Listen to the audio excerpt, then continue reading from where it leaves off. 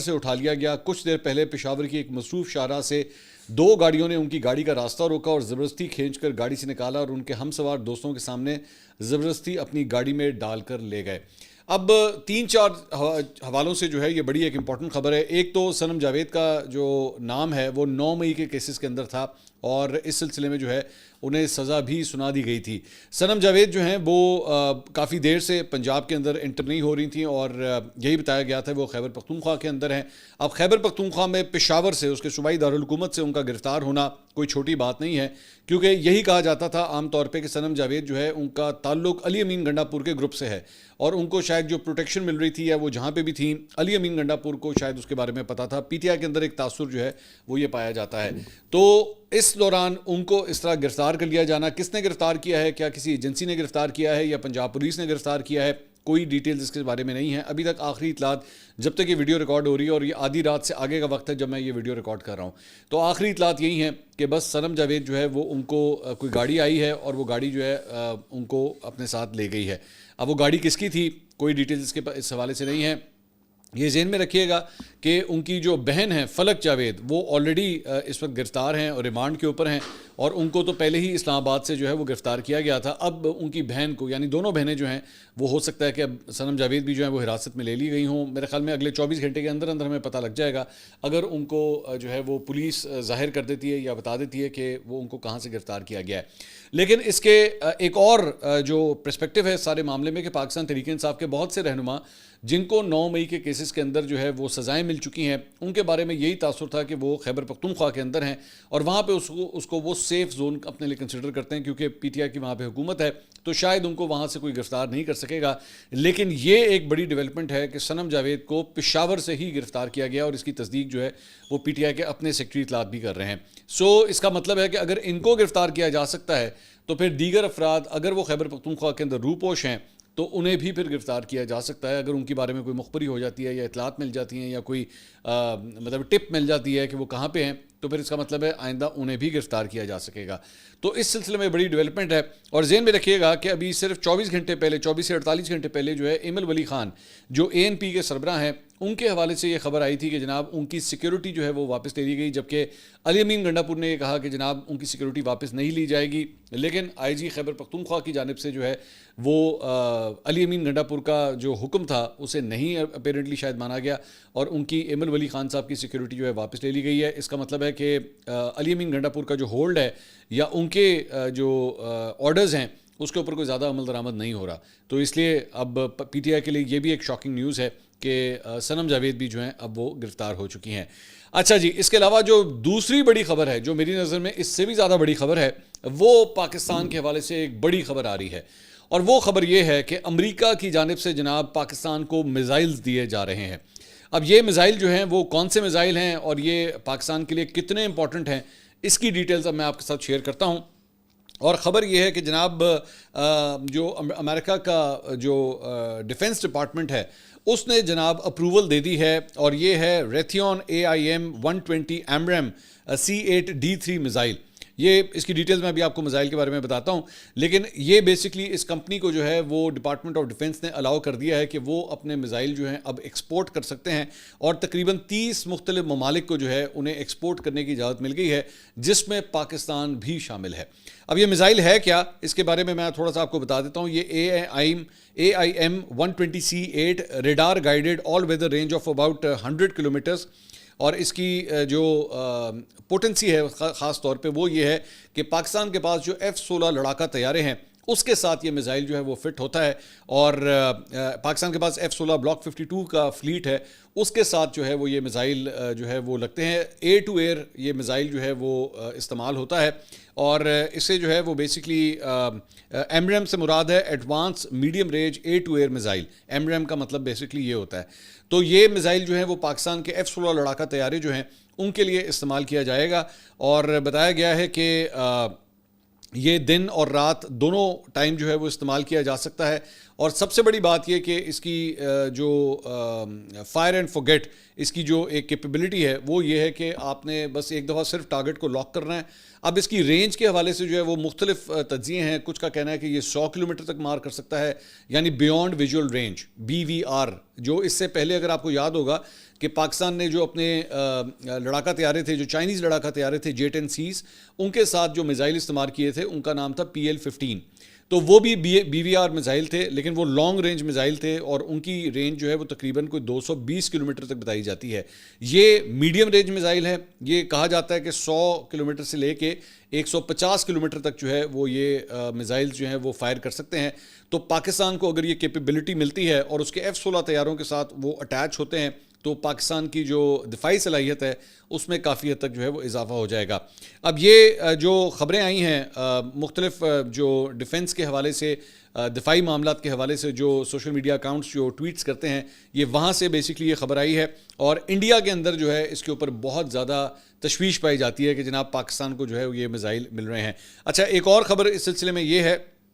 کہ defence security Asia نے 7 جولائی 2025 کو ایک آرٹیکل لکھا تھا. وہ آرٹیکل میں آپ کے ساتھ شیئر کرنا چاہوں گا. اس کا اردو ترجمہ ہم آپ کے سامنے رکھ دیتے ہیں. اس میں لکھا ہے کہ جی پاکستان کی, یہ اس وقت ذہن میں رکھیے گا, یہ جولائی 2025 کا یہ آرٹیکل ہے. اور یہ آرٹیکل کہتا ہے جی پاکستان کی ڈیفنس کمیونٹی کے ذرائع بتاتے ہیں کہ اسلام آباد کی درخواست خاص طور پہ پرانے AIM-120C5 ایمبرمز کو تبدیل کرنے کا ہدف رکھتی ہے جو اس وقت اپنے F-16 کو مسلح کر رہے ہیں. یہ پرانا ورژن ان میزائلز کا جو ہے وہ پاکستان کے پاس تھا, لیکن پاکستان چاہتا تھا کہ ان کو اپ گریڈ کیا جائے اور نئے میزائل جو ہیں وہ فٹ کیے جائیں. یہ میزائل 2010 میں اصل طیاروں کی فراہمی کے بعد سے کام کر رہے ہیں. جب پاکستان کو یہ F-16 طیارے ملے تھے تو اس وقت یہ پرانا ماڈل میزائلز کا جو ہے وہ F-16 لڑاکا طیاروں کے ساتھ اٹیچ کیا گیا تھا. لیکن اب اسے ہندوستان کے پاس بیسکلی چونکہ رافیل طیارے جو ان کے پاس آئے ہیں اور ان کے پاس جو ہیں وہ لیٹسٹ میزائلز اس کے ساتھ آئے تھے, تو پاکستان ان میزائلز کو جو ہے وہ اپ گریڈ کرنا چاہتا تھا. پاکستان کی فضائیہ کے اعلیٰ سربراہ air chief marshal Zaheer Ahmed Babar Sidhu نے امریکہ کا تاریخی سرکاری دورہ کیا. اس وقت انہوں نے یہ دورہ کیا تھا اور واشنگٹن میں ان کی موجودگی نے دفاعی حلقوں میں شدید قیاس آرائیوں کو جنم دیا تھا کہ PAF پاکستان ایئر فورس ایک بڑی صلاحیت میں اضافے کے لیے فعال طور پر لابنگ کر رہا ہے, جس کا مقصد جدید ترین AIM-120D advance medium range air to air missile کو اس کے 18 لڑاکا بیڑے F-16 بلاک 52 فائٹرز کے بیڑے میں شامل کرنا چاہتا ہے. اگر منظوری دی جاتی ہے تو یہ خریداری ایک اہم قدم ہو سکتا ہے جو پورے جنوبی ایشیا میں فضائی طاقت کے کمزور توازن کو نئے سرے سے تشکیل دے گا. اب جب یہ میزائل پاکستان کے F-16 لڑاکے طیاروں کے ساتھ جو ہے وہ اٹیچ ہوتے ہیں تو پاکستان کی ڈیفنس کیپیبلٹی جو ہے خاص طور پہ فائٹر جیٹس کے حوالے سے وہ اور بھی زیادہ بہتر ہو جائے گی اور پاکستان کا پلڑا جو ہے وہ مزید بھاری ہو جائے گا. آلریڈی چائنیز آپ کے پاس میزائلز BVR میزائلز تو ہیں ہی, امریکن میزائلز بھی جب ایڈ ہوں گے تو اس میں جو ہے وہ پاکستان کی دفاعی صلاحیت جو ہے وہ اور مزید بہتر ہو جائے گی. میزائل کی تفصیلات اور پاکستانی ایئر فورس کو بھارت پر اس سے کیسے برتری حاصل ہوگی یہ بھی میں آپ کو بتا دیتا ہوں. اس کے بارے میں بتایا جاتا ہے کہ یہ جو میزائل ہے یہ ایون امریکہ اور نیٹو کے جو لڑاکا طیارے ہیں اس کی بھی یہ ریڑھ کی ہڈی تصور کیا جاتا ہے اور کئی دہائیوں سے جو ہے وہ امریکہ اور نیٹو کی فورسز جو ہیں اس میزائل کا استعمال کر رہی ہیں. اس کے بارے میں بتایا جاتا ہے کہ یہ جو ہے وہ تقریباً 160 کلومیٹر تک بھی مطلب اس میزائل کا استعمال کیا گیا ہے اور ڈیپینڈ کرتا ہے کہ آپ اس کو کتنی جو ہے وہ ہائٹ سے مطلب آپ کا جو جہاز کا کتنے فٹ کے اوپر جو ہے وہ پرواز کر رہا ہے, کتنی دور سے آپ اس کو جو ایم کر رہے ہیں اس کے اوپر ڈیپینڈ کرتا ہے. اور خاص طور پہ جب پاکستان ایئر فورس کے پائلٹس کے پاس یہ آئے گا تو ظاہری بات ہے اس کو استعمال کس طرح کرنا ہے اس کے اوپر بھی جو ہے وہ خاص طور پہ ان کو ٹریننگ دی جائے گی. اور ساتھ ہی ساتھ اس کے بارے میں یہ کہا جاتا ہے کہ اس کے اندر ایک ایکٹیو ریڈار ہوتا ہے ان میزائلز کے اندر, اور جیسے یہ میزائل آپ جہاز سے فائر کرتے ہیں تو اس کے بعد یہ اپنے ٹارگٹ کو لاک کر لیتا ہے اور لاک کر کے اس کے بعد آپ کا کام ختم ہے. مطلب جو پائلٹ موجود ہوگا اس کو پھر پرواہ کرنے کی ضرورت نہیں ہے, اس کو ایون اس کو مانیٹر کرنے کی بھی ضرورت نہیں ہے. اور جب یہ میزائل ٹریول کر رہا ہوتا ہے اپنے دشمن طیارے کی طرف یہ جا رہا ہوتا ہے تو اس دوران یہ آپ کو رستے میں بھی اپڈیٹ دیتا رہتا ہے کہ وہاں سے دوسرا لڑاکا طیارہ جو دشمن کا لڑاکا طیارہ ہے وہ منوورنگ کر رہا ہے یا وہ اس قسم کی پوسچرنگ کر رہا ہے کہ وہ اس میزائل سے بچنے کی بھی اگر کوشش کرے گا تو یہ میزائل جو ہے وہ اپنا ٹارگٹ لاک کر لیتا ہے, یہ اس کا پیچھا کرتا رہے گا. وہ دوسرا لڑاکا طیارہ دشمن کا لڑاکا طیارہ جو ہے چاہے منوورنگ کرتا رہے ادھر ادھر جاتا رہے یہ اس کو اسی طرح یہ میزائل جو ہے اس کو فالو کرتا رہے گا. اور اس کے بارے میں یہ بتایا جاتا ہے کہ جناب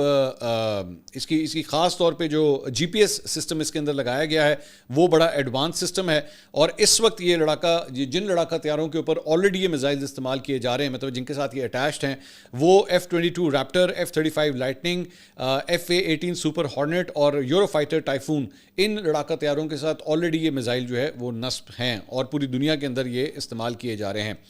اس کے ساتھ ساتھ یہ بھی بتایا گیا ہے کہ جو رافیل طیارے ہیں جو آلریڈی جن کے پاس میں یہ بتا چکا ہوں کہ میزائل، ان کے پاس جو میزائلز ہیں وہ پہلے ہی بڑے ایڈوانس تھے، تو اب امریکہ سے اگر یہ میزائل پاکستان کو مل جاتے ہیں تو پاکستان کی دفاعی صلاحیت بھی جو ہے وہ بہت زیادہ امپروو ہو جائے گی۔ اس کے علاوہ بھارت سے جناب ایک اور خبر آئی ہے، اور وہ یہ ہے کہ جس طرح پاکستان جو ہے وہ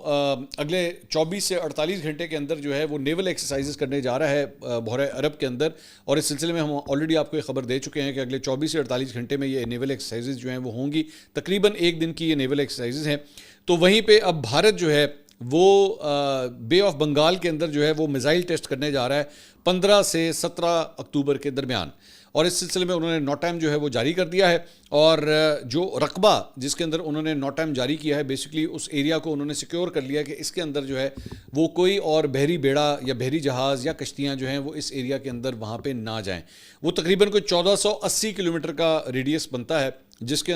لیے نو ٹائم جاری کیا گیا ہے کہ جناب اس ایریا کے اندر جو ہے وہ دیگر بحری بیڑے جو ہیں وہ یہاں پہ نہ آئیں، کیونکہ انڈیا یہاں پہ میزائل اپنا ٹیسٹ کرنے والا ہے۔ اب یہ کون سا میزائل ہوتا ہے اس کے بارے میں ابھی تفصیلات جب یہ ٹیسٹ کیا جائے گا تو پھر ظاہری بات ہے انڈین گورنمنٹ اس کو باقاعدہ طور پہ اناؤنس کرے گی کہ جی ہم نے فلاں میزائل جو ہے ہم نے ٹیسٹ کیا ہے، اس کے بارے میں بھی دیکھتے ہیں۔ دوسرا ایک اور بڑی انٹرسٹنگ خبر جو ہے وہ بنگلہ دیش کے حوالے سے آ رہی ہے، اور وہ پاکستان کے تناسب میں بڑی امپورٹنٹ ہے، اور وہ یہ ہے کہ پاکستان کے D G joint staff lieutenant general Tabassum Habib جو ہیں وہ ڈھاکہ پہنچ گئے ہیں، اور بنگلہ دیش کی جو میڈیا آؤٹلیٹس ہیں وہ اس کو رپورٹ کر رہے ہیں۔ ان کا یہ تقریباً 4 دن کا ہائی لیول یہ دورہ ہے، اور یہ اس وجہ سے بڑا ضروری ہے کہ پاکستان کے سینئر ملٹری آفیشل جو ہیں وہ اب بنگلہ دیش میں ان کی وہاں پہ لینڈنگ ہوئی ہے۔ آپ جانتے ہیں کہ ماضی کے اندر بنگلہ دیش اور پاکستان کے کیا تعلقات رہے ہیں، اور اسی تناظر میں اب ایک پاکستانی جنرل جو ہیں وہ بنگلہ دیش میں اگر لینڈ کر رہے ہیں تو انڈیا کے اندر کیا محسوس کیا جا رہا ہوگا کہ پاکستان، اس سے پہلے بنگلہ دیش کے جنرلز جو ہیں وہ آلریڈی پاکستان کا دورہ کر چکے ہیں، پاکستانی جنرل بھی جو ہیں وہ بنگلہ دیش پہنچے ہیں، تو انڈیا کے اندر جو ہے وہ کیا سوچ پائی جائے گی یہ آپ خود ہی اندازہ کر سکتے ہیں۔ اور ساتھ ہی ساتھ ایک اور خبر بھی بنگلہ دیش کے حوالے سے آ رہی ہے کہ J-10C لڑاکا طیارے جو پاکستان اور بھارت کی جنگ کے دوران جنہوں نے بڑا ہی کلیدی کردار ادا کیا تھا، اور جس کے ذریعے پاکستان نے بھارت کے جو ہے وہ 6 لڑاکا طیارے گرائے تھے، اسی J-10Cs کو چائنا سے خریدنے میں بنگلہ دیش بھی انٹرسٹڈ ہے، اور بالکل اسی فارمولے کے ساتھ کہ اس کے ساتھ PL-15 کا جو میزائل اٹیچ ہوا تھا جس کے بارے میں ابھی تھوڑی دیر پہلے میں ذکر کر رہا تھا، بنگلہ دیش بھی اس کے اندر انٹرسٹڈ ہے، وہ بھی یہی لڑاکا طیارے جو ہے وہ خریدنا چاہ رہا ہے۔ اب انڈیا کا آپ صرف اندازہ کر سکتے ہیں کہ انڈیا کے اندر اس وقت کیا سوچ پائی جا رہی ہوگی کہ یہاں پہ پاکستان کے پاس آلریڈی چائنیز لڑاکا طیارے اور میزائلز بھی تھے، اب ان کو امریکن میزائلز بھی ملنے والے ہیں، اور ادھر بنگلہ دیش بھی جو ہے وہ چائنا سے انٹرسٹڈ ہے یہ J-10C لڑاکا طیارے خریدنے میں۔ تو آپ اندازہ کر سکتے ہیں کہ لیفٹ اور رائٹ سے انڈیا کے لیے جو ہے وہ کتنی بڑی یہ مصیبت ہو سکتی ہے، اور اوپر سے ایک پاکستانی جنرل کا ایکچولی ڈھاکہ میں لینڈ کرنا وہاں پہ اس وقت جو ہے وہ کافی مصیبت پائی جاتی ہوگی، اور یہ بتایا گیا ہے کہ انہیں جو ہے وہ گارڈ آف آنر جو ہے وہ دیا گیا پاکستانی جنرل کو، اور ساتھ ہی ساتھ بڑی اہم ملاقاتیں جو ہیں وہ یہاں پہ ہو رہی ہیں بنگلہ دیشی جو جنرلز ہیں ان کے ساتھ، اور خاص طور پہ 1971 سے لے کر اب تک یہ ایک بڑا یونیک موقع ہے کہ کوئی پاکستانی جنرل جو ہے وہ بنگلہ دیش کی سرزمین کے اوپر جو ہے وہاں پہ پہنچے ہیں۔ سیاست کے میدان کی طرف ایک دفعہ پھر واپس آتے ہیں، اور خبر یہ ہے کہ جناب تحریک انصاف نے قومی اسمبلی میں محمود خان اچکزئی اور سینٹ میں علامہ راجہ ناصر عباس کو اپوزیشن لیڈر جو ہے وہ نامزد کر دیا ہے۔ بڑی دیر سے یہ ایشوز جو ہے وہ چل رہے تھے کہ اپوزیشن لیڈر جو ہے پہلے عمر ایوب صاحب تھے لیکن وہ نااہل ہو گئے تھے، اس وقت ہی بلکہ یہ اناؤنس ہو گیا تھا کہ محمود اچکزئی کو جو ہے اپوزیشن لیڈر بنایا جائے گا، لیکن پاکستان تحریک انصاف کے ایک دھڑے نے جو ہے یہ ریزسٹ کیا تھا، اور انہوں نے کہا تھا کہ جب تک عمر ایوب صاحب کی اپیلز وغیرہ اور یہ ساری چیزیں جو ہے کلیئر نہیں ہو جاتی تب تک محمود اچکزئی صاحب کو نہیں بنانا چاہیے، بلکہ پی ٹی آئی کے اندر یہ سوچ بھی چند لوگوں کی پائی جاتی تھی کہ ہم سب سے بڑی جماعت ہیں قومی اسمبلی کے اندر، تو یہ سیٹ جو ہے وہ کسی دوسری جماعت کو، یعنی آپ جانتے ہیں کہ اچکزئی صاحب ان کا تعلق جو ہے وہ پی کے میپ سے ہے، تو ان کو نہیں دینی چاہیے، بلکہ کوئی اور بے شک اپوزیشن لیڈر ہو، لیکن پی ٹی آئی سے ہونا چاہیے، کہیں اور سے نہیں ہونا چاہیے۔ لیکن بہرحال اب chairman P T I barrister Gohar نے جو ہے اس بات کی تصدیق کر دی ہے کہ انہیں ہی محمود خان اچکزئی صاحب کو ہی جو ہے وہ اپوزیشن لیڈر بنایا جا رہا ہے۔ اس کے ساتھ ساتھ فواد چودھری صاحب کا ایک ٹویٹ شیئر کرنا چاہوں گا۔ انہوں نے کہا جی شبلی فراز اور عمر ایوب نے صرف اپنی نشستیں بچانے کے لیے 8 فروری کے انتخابات کے نتائج کے خلاف تحریک کے بجائے نتائج قبول کر کے پارلیمنٹ میں بیٹھنے کا فیصلہ کیا۔ اڈیالہ میں عمران خان سے ملاقات ہوئی تو وہ شدید ناراض تھے کہ پارٹی نے آخر اتنے دھاندلی زدہ انتخابات کے خلاف تحریک کیوں نہیں چلائی۔ آج دونوں اپنی نشستوں سے محروم ہو کر گھر بیٹھ گئے ہیں۔ ان دوستوں نے انتہائی کم ظرفی کا مظاہرہ کیا۔ اگر پارٹی نے اس دن تحریک کا اعلان کیا ہوتا، کمشنر راولپنڈی کے بعد استعفوں کی لائن لگ جانی تھی اور عدلیہ پر بھی انتخابات کے نتائج کالعدم کرنے کا دباؤ آتا۔ بدقسمتی سے اہم ترین دن ذاتی مفاد کے فیصلوں کی نظر کر دیا گیا اور آج تک اس فیصلے کے نتائج سے تحریک انصاف سنبھل نہیں پائی ہے۔ تو فواد چودھری صاحب نے ایک دفعہ پھر سے پی ٹی آئی کی جو قیادت ہے اس کے اوپر تنقید کا سلسلہ جو ہے دوبارہ شروع کر دیا ہے۔